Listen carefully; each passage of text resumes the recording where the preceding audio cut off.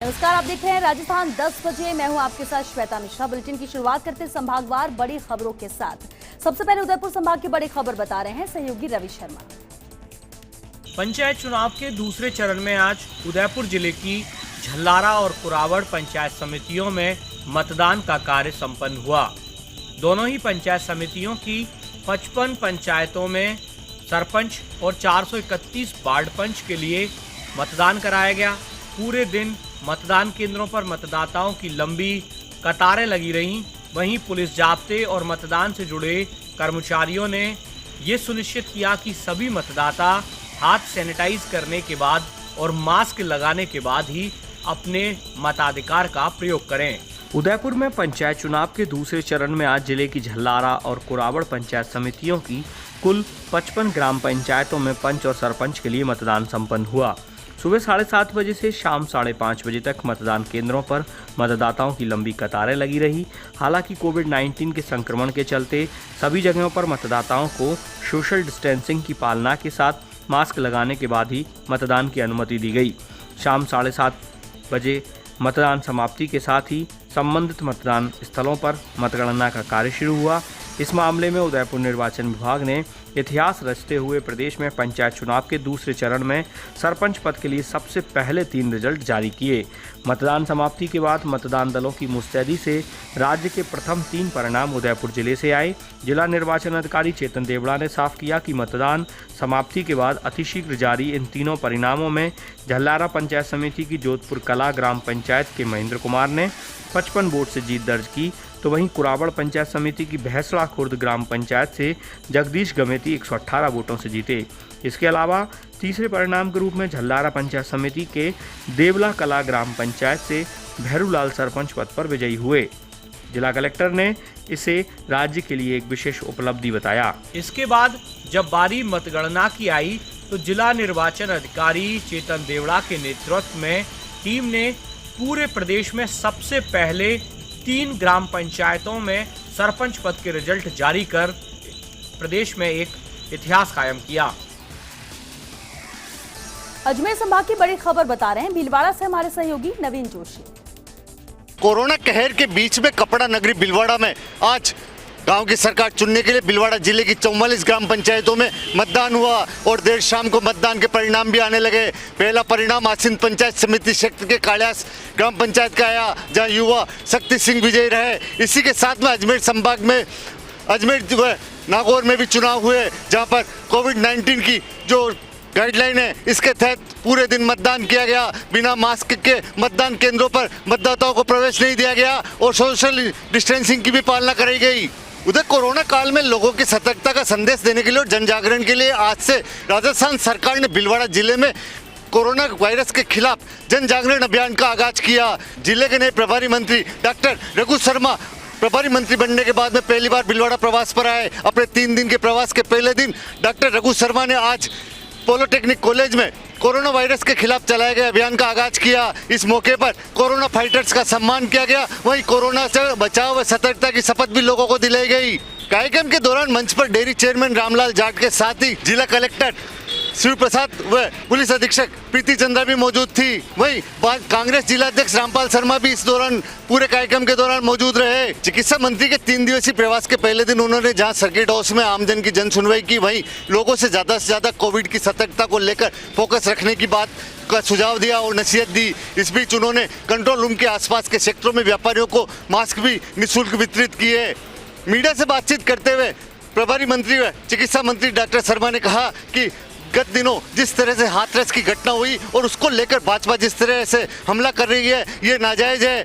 भाजपा के जो हमले हैं ये बिल्कुल निंदनीय है। उनका आरोप है कि राजस्थान में किसी भी तरह की कोई घटना प्रिय होती है तो राजस्थान सरकार पूरी तरह से सहयोग करती है और किसी भी विपक्षी के साथ में मीडिया को उस एरिया में प्रवेश करने की पूरी इजाज़त होती है। जबकि हाथरस में देर रात को शव को जला दिया गया, इसका मतलब सरकार कुछ ना कुछ छुपाना चाहती है। उन्होंने इसी के साथ यूपी सरकार पर हमला भी बोला। रुक करते हैं जयपुर संभाग का, जहां से सबसे बड़ी खबर बता रहे हैं सहयोगी डॉक्टर ऋतुराज शर्मा। पंचायत चुनाव के दूसरे चरण में करीब 83% हुई वोटिंग। जैसलमेर के फतेहगढ़ में सबसे ज़्यादा हुई वोटिंग तो उदयपुर के कुरावड़ में सबसे कम वोटिंग हुई। वहीं उदयपुर में एक वार्ड पंच का चुनाव स्थगित कर दिया गया। पंचायती राज संस्थाओं के दूसरे चरण के चुनाव में भी पहले चरण जैसा ही उत्साह बना रहा। पंचायती राज संस्थाओं के दूसरे चरण में 1000 ग्राम पंचायतों में मतदान हुआ। इसमें 33,40,227 मतदाताओं में से करीब 27,72,942 मतदाताओं ने वोटिंग की। वोटिंग प्रतिशत करीब 83% रहा। हालांकि मतदान शाम 5:30 बजे बाद भी जारी रहने से यह वोटिंग प्रतिशत बदल सकता है। जैसलमेर के फतेहगढ़ में सबसे ज़्यादा 91% वोटिंग हुई तो सबसे कम उदयपुर के कुराबड़ में करीब 74% वोटिंग हुई। उदयपुर के बम्बोरा पंचायत में वार्ड पंच का चुनाव स्थगित कर दिया गया है। हालांकि पंचायत चुनाव के दूसरे चरण में भी सोशल डिस्टेंसिंग की पालना नहीं होने की शिकायत आम रही। इस बार लेकिन कलेक्टर और एसपी जगह जगह दौरा करते रहे और सोशल डिस्टेंसिंग की पालना सुनिश्चित करते रहे। पहले चरण में 83.50% वोटिंग हुई थी। जोधपुर संभाग की बड़ी खबर बता रहे हैं सहयोगी शिव प्रकाश पुरोहित। प्रभारी मंत्री बनने के बाद महेंद्र चौधरी पहली बार पहुंचे जोधपुर। कोरोना जागरूकता को लेकर आयोजित विभिन्न कार्यक्रमों में की शिरकत। वहीं अधिकारियों की बैठक लेकर कोरोना मरीजों के उपचार के दिए समुचित निर्देश। प्रभारी मंत्री बनने के बाद महेंद्र चौधरी आज पहली बार जोधपुर आए। मुख्यमंत्री अशोक गहलोत के निर्देश पर प्रदेश में शुरू किए गए जन आंदोलन कार्यक्रम को लेकर महेंद्र चौधरी ने सूचना केंद्र में जन जागरूकता रैली को रवाना किया। नगर निगम की ओर से आयोजित इस जन जागरूकता रैली में निगम कर्मियों ने आम जन को कोरोना गाइडलाइन की पालना करने की अपील की।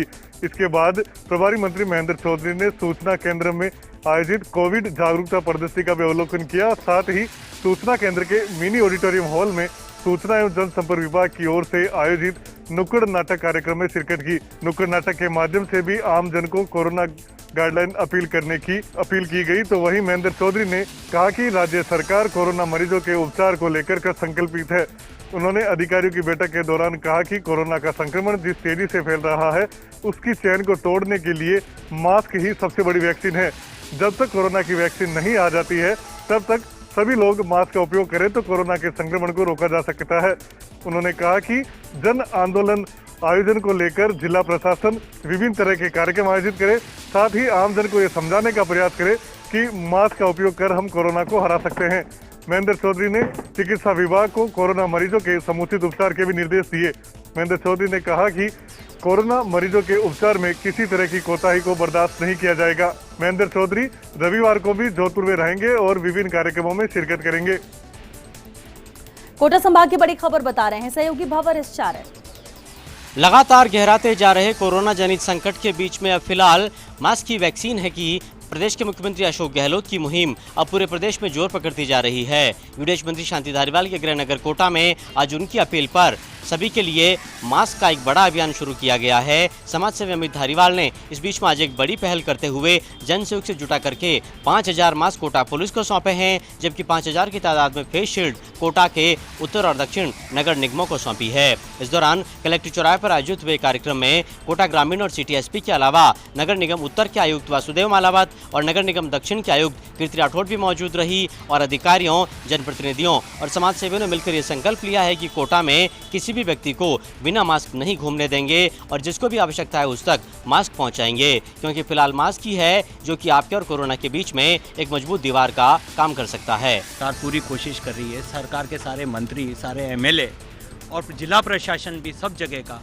भरपूर कोशिश के अंदर है कि किसी भी तरह इस महामारी से रोकथाम मिल सके। हालांकि इसका इलाज तो वैक्सीन ही है और वैक्सीन जब तक नहीं निकलता है तो अपने को ये फेस शील्ड, मास्क यही वैक्सीन के रूप में देखना चाहिए और सरकार इसीलिए गंभीर है। तो वहीं यूडीएच मंत्री शांति धारीवाल की अपील पर मास्क वितरण का एक और बड़ा अभियान कांग्रेस समर्थित संगठन हाड़ौती विकास मोर्चा ने भी अपने हाथ में लिया है। मोर्चा संयोजक राजेंद्र सांखला ने आज ग्रामीण एसपी शरद चौधरी के साथ कोटा के छावनी इलाके में निःशुल्क मास्क का वितरण किया और ऐलान किया कि आने वाले दिनों में कोटा में हजारों की तादाद में निःशुल्क मास्क वितरण का कार्यक्रम शुरू किया जाएगा। संवाददाता दीपक लवानिया बता रहे हैं भरतपुर संभाग की बड़ी खबर। केंद्रीय मंत्री कैलाश चौधरी व राजस्थान सरकार के मुख्य सचेतक व भरतपुर के जिला प्रभारी मंत्री डॉक्टर महेश जोशी आज भरतपुर के 1 दिवसीय दौरे पर रहे। केंद्रीय मंत्री कैलाश चौधरी ने जहां भाजपा के संवाद कार्यक्रम में शिरकत की, तो वहीं मुख्य सचेतक डॉक्टर महेश जोशी ने कोरोना जन आंदोलन कार्यक्रम का शुभारंभ किया है।